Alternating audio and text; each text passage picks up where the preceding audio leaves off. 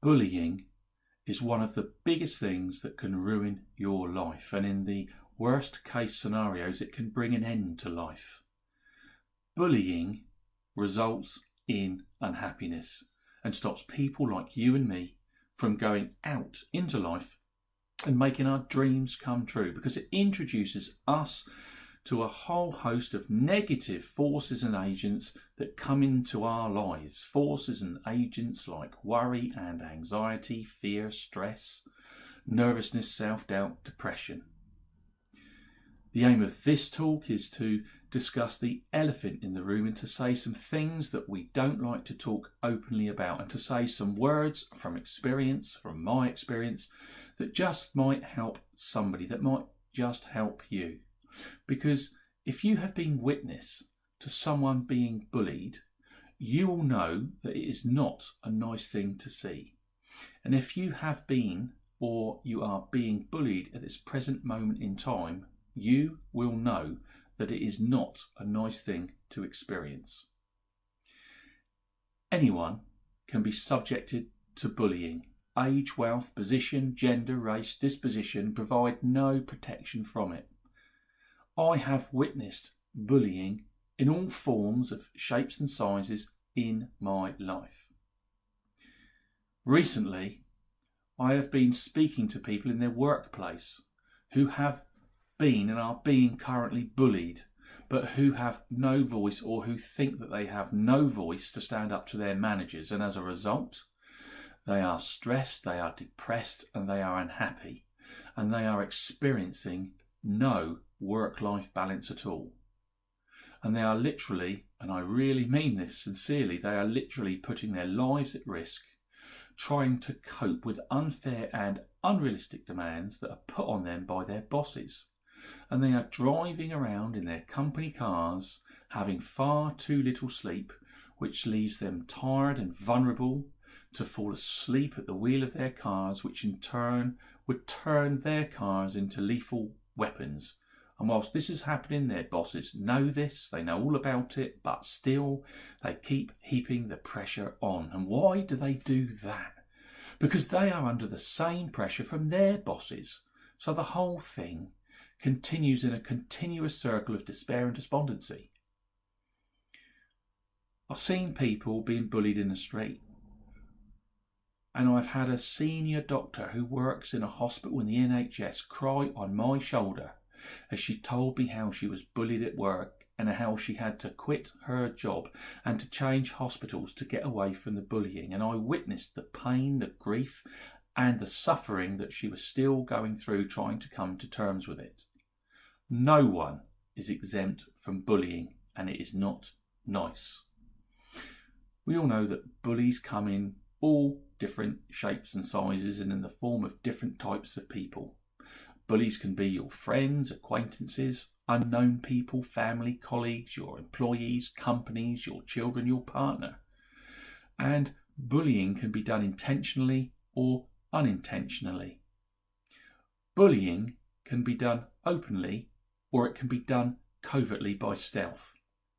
In business, one common form of bullying is the bullying that comes in the form of the unwritten laws, the laws that we all know about, unwritten laws that just should not be broken. You can't go home on time. You have to answer your phone on days off.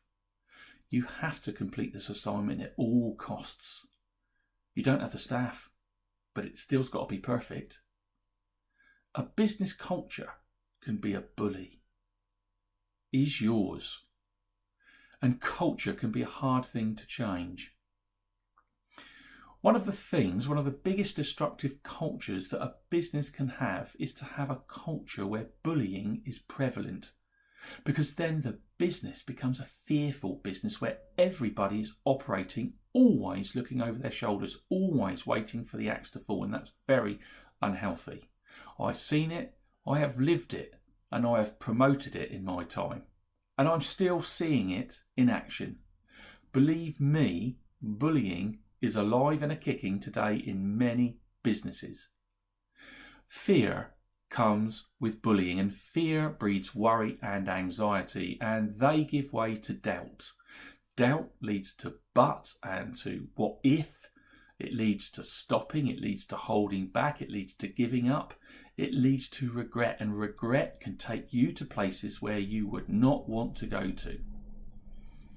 As we know, bullies come in many guises: colleagues, employees, friends, family, strangers, our children, companies. But there is one bully, bigger and far more harsher than all the other bullies put together, and that bully is yourself. It's you. If you're not careful, it can be you. You can be your harshest critic, your biggest enemy, your biggest bully.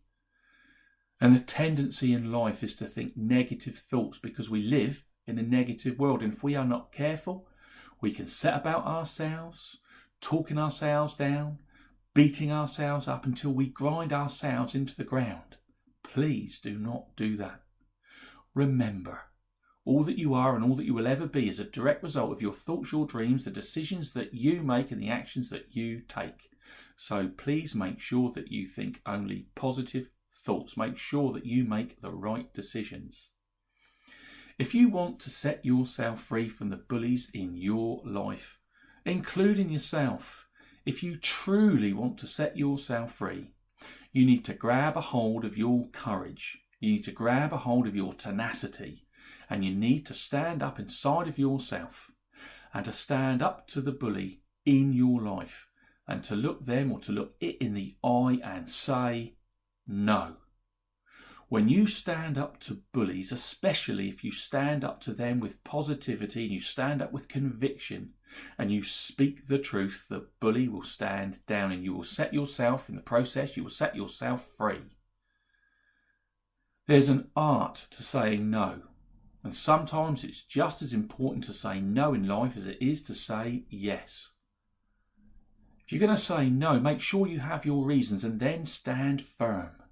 When you are on firm ground, no one can shake you. No takes the pressure off. No moves the issue somewhere else. When no means no, people will stand back, reevaluate, and most often change stance. Very often, when you say no, when you confront the bully, when you become confrontational, the bully backs down. Suddenly that report that needs to be on the desk first thing in the morning doesn't seem so important to them. If you do say no and no one listens because no one cares or because they are subjected to bullying themselves and they can't find it in themselves to stand up and say no themselves, then it's time to distance yourself, time to change direction, time to change the relationship, time to change the job, time to change where you are right now. Because at all costs in your life, you deserve to be happy. And if you are not happy, ask yourself this. Why am I doing this? Ask yourself, why am I subjecting myself to this? And remember, there is always options in life, always. And if you look for them, you will find them. You can stand and fight a bully, but is it going to make you happy? The definition of madness is doing the same thing, experiencing the same things, and expecting things to change. How many times in an abusive relationship does the aggressor say, "Oh, I'm really sorry, look, things are going to change," but nothing ever does? If you are living a great life, fantastic, well done to you. But if you're not, and you are not happy, think about it, plan it, but for God's sake, don't take too long about it because life is short. Then do something about it. Stand up. Say no. It's simple. Say no, set yourself free, and go. Be happy.